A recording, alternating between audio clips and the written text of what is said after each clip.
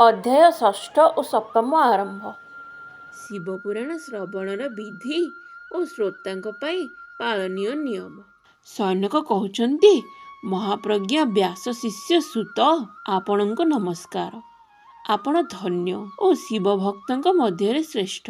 ଆପଣଙ୍କ ମହାନ ଗୁଣଗ୍ରାମ୍ୟ ବର୍ଣ୍ଣନା କରିବାର ଯୋଗ୍ୟ। ଏବେ ଆପଣ ଶିବପୁରାଣର ଶ୍ରବଣର ବିଧି ବିଷୟରେ କୁହନ୍ତୁ, ଯାହାଫଳରେ ସମସ୍ତ ଶ୍ରୋତାଙ୍କୁ ଉତ୍ତମ ଫଳ ପ୍ରାପ୍ତ ହୋଇପାରିବ। ସୁତ କହିଲେ, ହେ ମୁନି ସୈନକ, ଏବେ ମୁଁ ତୁମକୁ ପୂର୍ଣ୍ଣ ଫଳ ପ୍ରାପ୍ତି ନିମନ୍ତେ ଶିବପୁରାଣ ଶ୍ରବଣର ବିଧି କହୁଛି। ଯଜମାନ ପ୍ରଥମେ କୌଣସି ଜ୍ୟୋତିଷୀଙ୍କୁ ଡାକି ଦାନ ଓ ମାନରେ ସନ୍ତୁଷ୍ଟ କରିବେ ଏବଂ ନିଜର ସହଯୋଗୀ ବନ୍ଧୁବର୍ଗ ମେଳରେ ନିର୍ବିଘ୍ନରେ କଥା ସମାପ୍ତି ନିମନ୍ତେ ବିଶୁଦ୍ଧ ମୁହୂର୍ତ୍ତ ସ୍ଥିର କରାଇବେ। ତାପରେ ନାନା ସ୍ଥାନରେ ଏହି ସନ୍ଦେଶ ପ୍ରଚାର କରିଦେବେ ଯେ ଆମର ଅମୁକ ସ୍ଥାନରେ ଶିବପୁରାଣ ଶ୍ରବଣ ଆୟୋଜନ ହେଉଛି। ଦୟାକରି ସମସ୍ତ କଲ୍ୟାଣେଚ୍ଛୁ ଲୋକେ ତାହା ଶ୍ରବଣ କରିବାକୁ ସେଠାରେ ଉପସ୍ଥିତ ହୁଅନ୍ତୁ।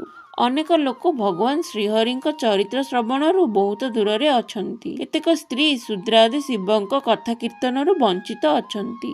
ସେ ସମସ୍ତଙ୍କୁ ଯେପରି ସୂଚନା ମିଳିପାରିବ ସେପରି ବ୍ୟବସ୍ଥା କରିବେ। ଦୂର ଦୂରାନ୍ତରେ ଯେଉଁ ଶିବ ଭକ୍ତମାନେ ଥିବେ ଅଥବା ଶିବ କଥା ଶ୍ରବଣ କୀର୍ତ୍ତନ ପ୍ରତି ଯେଉଁମାନେ ଉତ୍ସୁକ ଥିବେ ସେମାନଙ୍କୁ ଆଦରପୂର୍ବକ ଡାକିବା ଉଚିତ ଏବଂ ସମାଗତ ଲୋକମାନଙ୍କୁ ସବୁ ଦୃଷ୍ଟିରୁ ଆଦର ସତ୍କାର କରିବା ଉଚିତ। ଶିବ ମନ୍ଦିରେ, ତୀର୍ଥରେ, ବନପ୍ରାନ୍ତରେ ଅଥବା ଘରେ ଶିବପୁରାଣ କଥା ଶୁଣିବା ପାଇଁ ଉତ୍ତମ ସ୍ଥାନ ନିର୍ମାଣ କରିବା ଉଚିତ। ଉଚ୍ଚ ସ୍ଥାନରେ କଥା ମଣ୍ଡପ ନିର୍ମାଣ କରି ତାହାକୁ କଦଳୀ ସ୍ତମ୍ଭରେ ସୁଶୋଭିତ କରିବେ। ତାହାକୁ ଚତୁର୍ଦିଗରୁ ଫୁଲ, ଫଳ ଓ ଚାନ୍ଦୁଆ ଆଦିରେ ଅଳଙ୍କୃତ କରି ଓ ଧ୍ୱଜ ପତାକା ଇତ୍ୟାଦିରେ ସଜାଇ ସୁନ୍ଦର ତଥା ଶୋଭମାନ କରିଦେବା। ଭଗବାନ ଶିବଙ୍କ ପ୍ରତି ଉତ୍ତମ ଭକ୍ତି ହେବା ଅତ୍ୟନ୍ତ ବାଞ୍ଛନୀୟ, କାରଣ ଭକ୍ତି ହିଁ ସମସ୍ତ ପ୍ରକାର ଆନନ୍ଦ ବିଧାନ କରେ।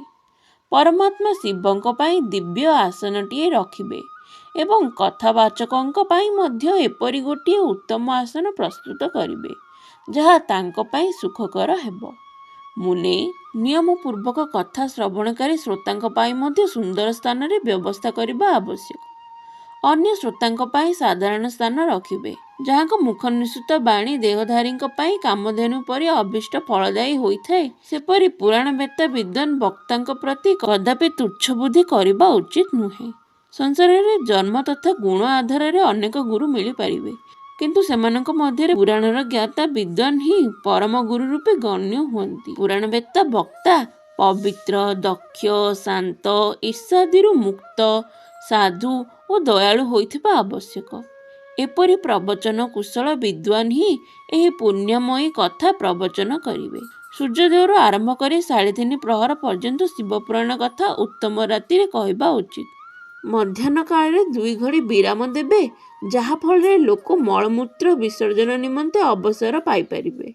ବ୍ୟାଖ୍ୟାନ ଆରମ୍ଭର ଦିନକ ପୂର୍ବରୁ ବ୍ରତ ଗ୍ରହଣ କରିବା ନିମନ୍ତେ ବକ୍ତା କ୍ଷୌର କର୍ମ ସମ୍ପନ୍ନ କରିଦେବେ। କଥା ଯେତେ ଦିନ ଚାଲିବ ସେ ପର୍ଯ୍ୟନ୍ତ ପ୍ରାତଃକାଳରେ ସଂକ୍ଷେପରେ ନିତ୍ୟକର୍ମ ସମ୍ପନ୍ନ କରିବା ଉଚିତ।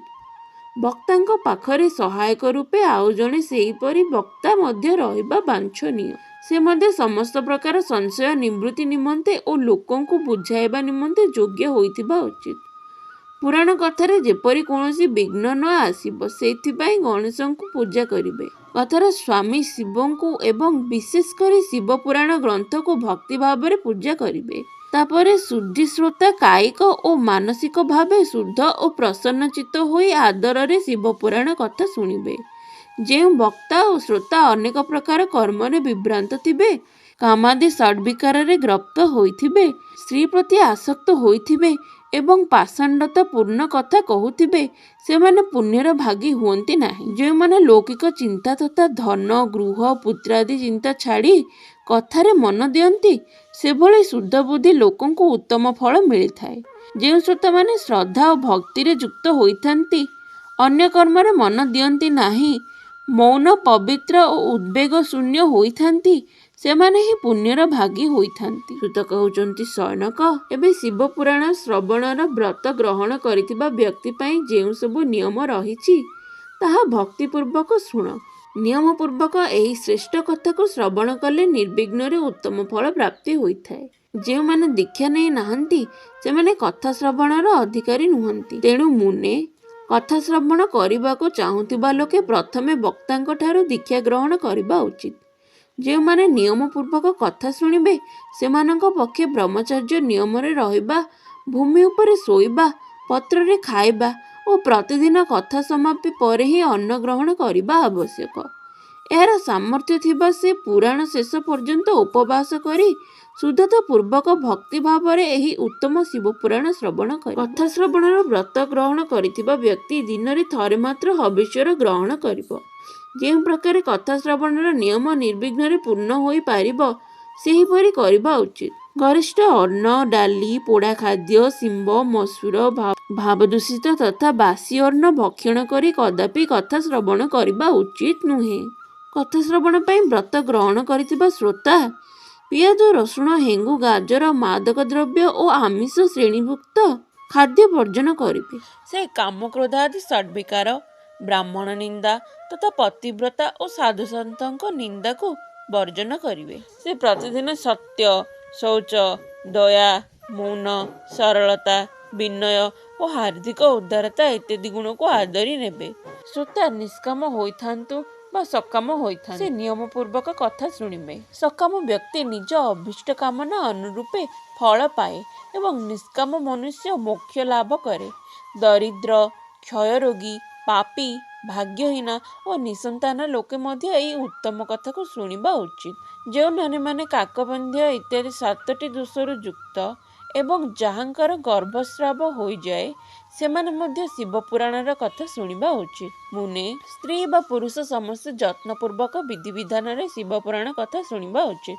ମହର୍ଷେ, ଏହି ପ୍ରକାର ଶିବ ପୁରାଣ କଥା ପଠନ ଓ ଶ୍ରବଣ ସମ୍ବନ୍ଧୀୟ ଯଥୋତ୍ସବ ସମାପ୍ତ ହୋଇଯିବା ପରେ ଶ୍ରୋତାମାନେ ଭକ୍ତିପୂର୍ବକ ଯତ୍ନର ସହିତ ଶିବ ପୂଜା କରି ପୁରାଣ ଗ୍ରନ୍ଥକୁ ମଧ୍ୟ ପୂଜା କରିବା ଉଚିତ।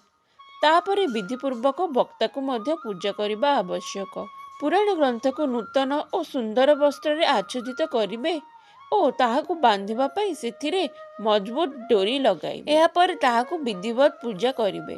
ମୁନିଶ୍ରେଷ୍ଠ, ଏହି ରୂପେ ମହାନ ଉତ୍ସବ ସହିତ ଗ୍ରନ୍ଥକୁ ଓ ବକ୍ତାକୁ ବିଧିବଦ୍ଧ ପୂଜା କରିବା ପରେ ବକ୍ତାଙ୍କ ସହାୟତା ପାଇଁ ଉପସ୍ଥିତ ପଣ୍ଡିତଙ୍କୁ ମଧ୍ୟ ସେହିପରି ଧନ ଆଦି ଦ୍ୱାରା ବକ୍ତାଙ୍କ ଠାରୁ କିଛି କମ୍ ସତ୍କାର କରିବେ। ସେଠାକୁ ଆସିଥିବା ବ୍ରାହ୍ମଣଙ୍କୁ ଅନ୍ନ, ଧନ ଇତ୍ୟାଦି ଦାନ କରିବେ। ଏହାଛଡ଼ା ଗୀତ, ବାଦ୍ୟ, କୃତ୍ୟ ଇତ୍ୟାଦିର ଆୟୋଜନ ସହିତ ମହାନ ଉତ୍ସବ କରିବେ। ମୁନେ, ଯଦି ଶ୍ରୋତା ଅନାସକ୍ତ ହୋଇଥାନ୍ତି ତେବେ କଥା ସମାପ୍ତି ଦିନ ବିଶେଷତଃ ଶ୍ରୀରାମଙ୍କ ପ୍ରତି ଶିବ ହୋଇଥିବା ଗୀତ ପାଠ କରିବା ଉଚିତ। ଯଦି ଶ୍ରୋତା ଗୃହସ୍ଥ ହୋଇଥାନ୍ତି ତେବେ ସେହି ଶ୍ରବଣ କର୍ମର ଶାନ୍ତ ନିମନ୍ତେ ଶୁଦ୍ଧ ହବିଷ୍ୟରେ ହୋମ କରିବା ଉଚିତ। ମୁନେ, ଏ ପୁରାଣ ଗାୟତ୍ରୀମୟ ଅଟେ। ଏଣୁ ରୁଦ୍ର ସଂହିତାର ପ୍ରତ୍ୟେକ ଶ୍ଲୋକର ଆହୁତି ଦେବା ବିଧେୟ ଅଥବା ଗାୟତ୍ରୀ ମନ୍ତ୍ରରେ ଆହୁରି ଦେବା ଆବଶ୍ୟକ। ଏହା ସମ୍ଭବ ନ ହେଲେ ଶିବଙ୍କ ପଞ୍ଚାକ୍ଷର ମୂଳ ମନ୍ତ୍ରର ହୋମ କରିବା ଉଚିତ। ଏଣୁ ରୁଦ୍ର ସଂହିତାର ପ୍ରତ୍ୟେକ ଶ୍ଲୋକରେ ଆହୁତି ଦେବା ବିଧେୟ ଅଥବା ଗାୟତ୍ରୀ ମନ୍ତ୍ରରେ ଆହୁତି ଦେବା ଆବଶ୍ୟକ। ଏହା ସମ୍ଭବ ନ ହେଲେ ଶିବଙ୍କ ପଞ୍ଚାକ୍ଷର ମୂଳମନ୍ତ୍ରରେ ହୋମ କରିବା ଉଚିତ। ହୋମ କରିବାର ସାମର୍ଥ୍ୟ ନଥିଲେ ଯଥାଶକ୍ତି ହବନୀୟ ହବସ୍ୟ ଦ୍ରବ୍ୟ ବ୍ରାହ୍ମଣଙ୍କୁ ଦାନ କରିଦେବେ। ନ୍ୟୁନତି ରିକ୍ତତା ରୂପୀ ଦୋଷର ଶାନ୍ତି ପାଇଁ ଭକ୍ତିପୂର୍ବକ ଶିବ ସହସ୍ର ନାମ ପାଠ ଅଥବା ଶ୍ରବଣ କରିବେ।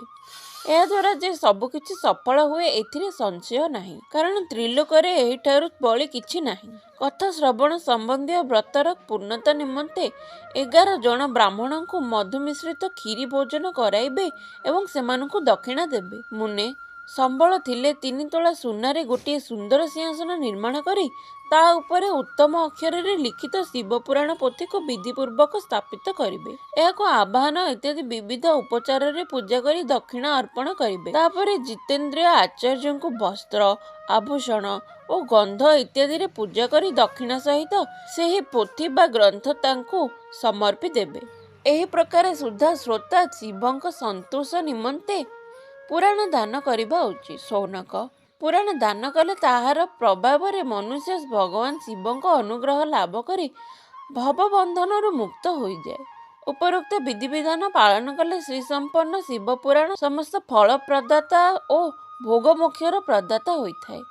ମୁନେ, ମୁଁ ତୁମକୁ ସମସ୍ତ ଅଭୀଷ୍ଟ ଫଳପ୍ରଦାତା ଶିବ ପୁରାଣ ମହାତ୍ମ୍ୟ ଶୁଣାଇ ଦେଲି। ଏବେ ତୁମେ ଆଉ କଣ ଶୁଣିବାକୁ ଚାହୁଁଛ? ଶ୍ରୀମାନ ଶିବ ପୁରାଣ ସମସ୍ତ ପୁରାଣ ମଧ୍ୟରେ ମସ୍ତକରେ ତିଳକ ରୂପେ ଗଣ୍ୟ ହୁଏ। ଏହା ଶିବଙ୍କର ଅତ୍ୟନ୍ତ ପ୍ରିୟ, ରମଣୀୟ ଓ ଭବରୋଗ ନିବାରଣକାରୀ। ଯେଉଁମାନେ ସର୍ବଦା ଶିବଙ୍କୁ ଧ୍ୟାନ କରନ୍ତି, ଯାହାଙ୍କ ବାଣୀ ଶିବଙ୍କ ଗୁଣରେ ସ୍ତୁତି କରେ ଓ ଯାହାଙ୍କ କର୍ଣ୍ଣ ତାଙ୍କ ରଚିତ ଶ୍ରବଣ କରେ, ଏ ଜୀବଜଗତରେ ସେମାନଙ୍କ ଜନ୍ମ ହିଁ ସଫଳ। ସେମାନେ ନିଶ୍ଚିତ ରୂପେ ସଂସାର ସାଗରରୁ ପାର ହୋଇଯାଆନ୍ତି। ସମସ୍ତ ପ୍ରକାର ଗୁଣ ବିଭେଦ ଯେଉଁ ପ୍ରଭୁଙ୍କ ସଚ୍ଚିଦାନନ୍ଦମୟ ରୂପକୁ ସ୍ପର୍ଶ କରିନାହାନ୍ତି, ଯେ ନିଜ ମହିମାରେ ଜଗତର ବାହାରେ ଓ ଭିତରେ ଭାବମାନ ତଥା ଯେ ମନର ବାହ୍ୟ ତଥା ଆଭ୍ୟନ୍ତରରେ ବାଣୀ ଓ ମନୋବୃତ୍ତି ରୂପରେ ପ୍ରକାଶିତ ହୁଅନ୍ତି, ସେ ଅନନ୍ତ ଆନନ୍ଦ ଘନ ରୂପୀ ପରମ ଶିବଙ୍କ ଠାରେ ମୁଁ ଶରଣ ପଶୁଛି। ଷଷ୍ଠ ଓ ସପ୍ତମ ଅଧ୍ୟାୟ ସମାପ୍ତ। ଯଦି ଆପଣଙ୍କୁ ଏହି ଭିଡ଼ିଓଟି ପସନ୍ଦ ଆସେ ତେବେ ଲାଇକ୍, ସେୟାର, ସବସ୍କ୍ରାଇବ୍ କରିବାକୁ ଭୁଲନ୍ତୁ ନାହିଁ।